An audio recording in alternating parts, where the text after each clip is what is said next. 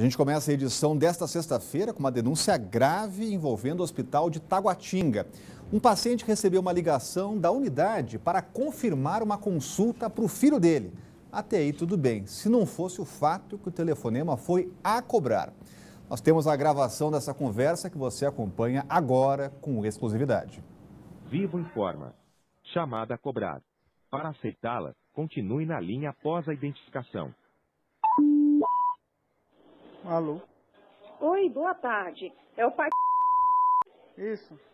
Aqui é do hospital de Taguatinga. Eu estou ligando para falar para vir à tarde. Essa ligação foi feita por um funcionário do Hospital Regional de Taguatinga que queria confirmar o horário de uma consulta.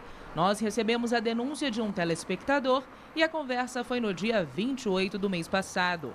Mas até hoje, o assunto ainda era motivo de alvoroço entre os frequentadores do local. Diretamente não é certo, né?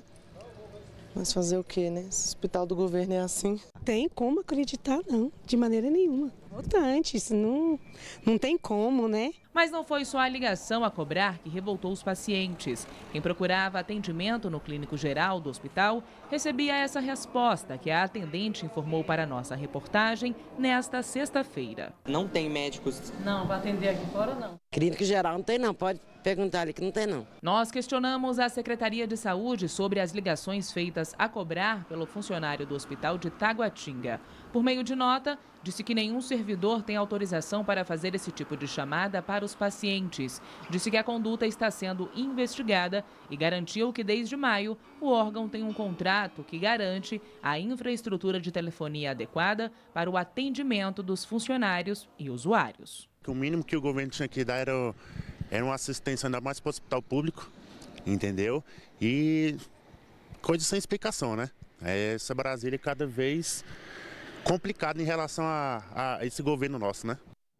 Pois é, a direção do HRT disse em nota que o atendimento de emergência está restrito aos casos mais graves. 4 clínicos estão de plantão hoje, 1 para emergência e 3 para assistência aos pacientes internados. Os casos menos urgentes estão sendo encaminhados para a UPA de Recanto do Recanto das Emas. A gente vai conversar sobre este assunto com Cláudio Humberto, já está com a gente por aqui. Muito boa tarde, Cláudio. Além de pagar altos impostos, agora o contribuinte tem que pagar também ligação a cobrar? Pois é, seria cômico que não fosse trágico, né? Essa é a tragédia anunciada da saúde pública no Distrito Federal, né? Uma esculhambação generalizada. Se o governo, a Secretaria de Saúde, o HRT, não reconhece isso como sendo uma prática recomendada por eles, foi uma molecagem. Foi molecagem mesmo? Se foi molecagem, precisa ser apurada e esse moleque precisa ser punido. Senão a punição tem que ser dos superiores, aqueles que não pagam a conta de telefone, por exemplo. Um hospital público não pode não ter telefone. Pelo menos isso tem que ter. A gente vê que as carências são amplas, tem falta de tudo nos hospitais, né? Falta também muito vergonha na cara, mas não pode faltar coisas básicas para o financiamento, o funcionamento da entidade. O paciente recebeu uma ligação a cobrar do hospital público, é uma vergonha, é uma chincalha, é um deboche com a população já tão sofrida por mau atendimento. E olha que história mais absurda. Um professor foi demitido do Colégio Logos, que fica em Samambaia. Ontem, ele e um funcionário da escola particular estiveram no sindicato por processo de desligamento. E o que deveria ser um simples procedimento de rescisão acabou em socos e chutes. As câmeras de segurança registraram tudo. Veja só.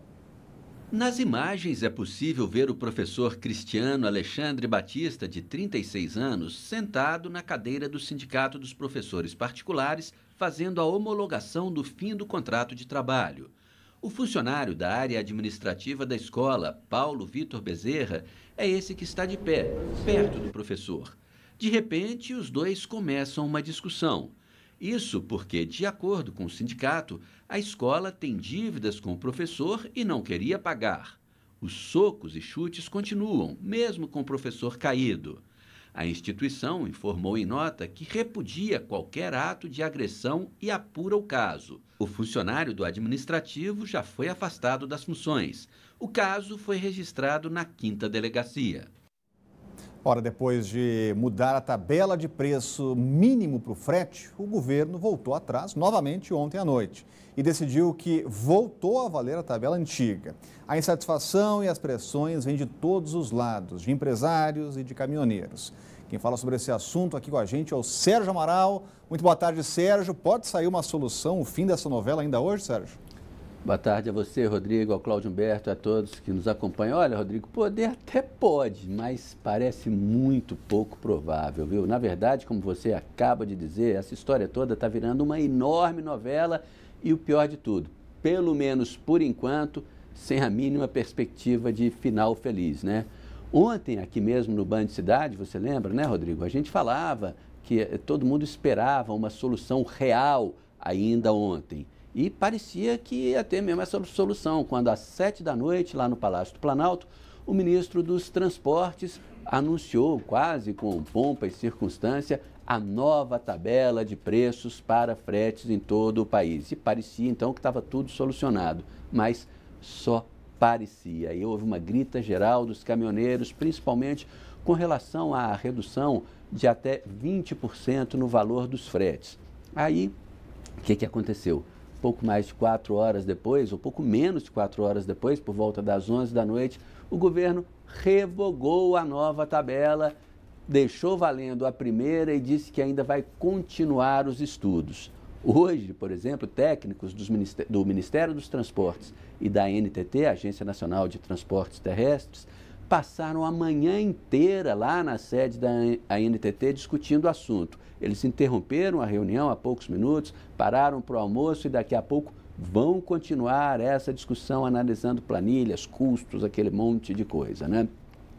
Enquanto isso, a Confederação Nacional da Indústria e a Federação da Indústria do Estado de São Paulo já anunciaram que vão à Justiça. A CNI, por exemplo, vai ao Supremo Tribunal Federal argüir a constitucionalidade disso aí. Vai dizer o seguinte, vai pedir ao Supremo Tribunal Federal que decrete a inconstitucionalidade do tabelamento de preços, de fretes. Por quê? Porque, afinal de contas, o Brasil vive em regime de liberdade de preços. E aí, né, Rodrigo, Cláudio, a gente lembra da época do governo Sarney ainda, na época do Plano Cruzado, na época de congelamento de preços. Existia um órgão público chamado SUNAB, né, que tabelava tudo quanto é preço da economia. E aquilo lá nunca deu certo.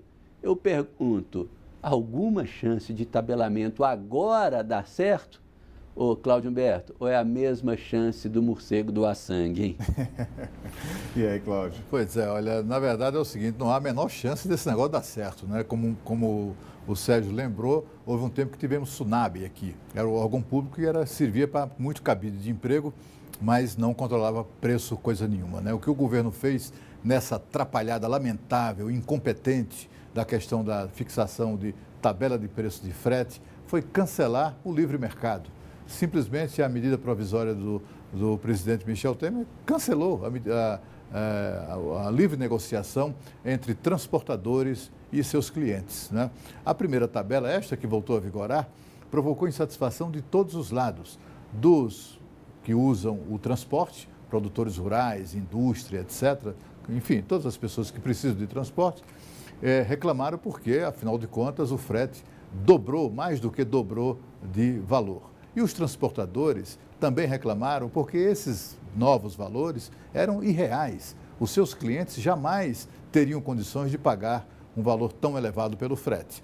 E aí o que é que aconteceu? O governo fez uma segunda tabela e reduziu a primeira tabela em 20%. E aí os caminhoneiros, ou parte deles, não gostaram. E agora vamos para a terceira, talvez até para a quarta tabela. O fato é que a gente espera que o governo, justiça, enfim, que as autoridades recuperem o juízo e acabem com essa bobagem de tentar fixar a tabela de preços para o transporte. Para você ter uma ideia, quando começou a vigorar, que está vigorando essa tabela de preços, a primeira, fixada em medida provisória do presidente Temer e também pela ANTT, o preço ficou tão caro, o transporte, que os caminhoneiros e transportadoras começaram a fechar contratos furando a tabela de preços, com valores muito abaixo.